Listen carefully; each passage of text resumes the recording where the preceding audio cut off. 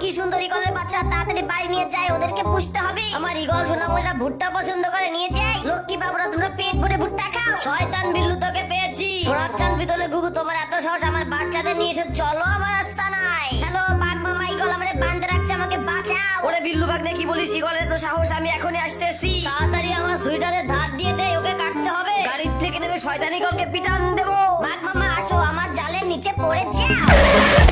Hello সিংহ মামা, আমাদের বাঁচাও। বাঘ মামা ভয় পেও না, আমি এখনই আসতেছি। শয়তান ইগল, তোর এত সাহস, তোমার বাঘ মামাকে বেঁধে রেখেছি, তোর খবর আছে? সিংহ মামা তুমি গুগু দেখছো, ফাঁদ দেখোনি? ওয়ে ওরে মারে পাথর, বাঁচাও বাঁচাও, হেল্প মি হেল্প মি। সোনাচান বিতলে গুরুরা, তোমাদের দিয়ে এখন অনেক পার্টি হবে।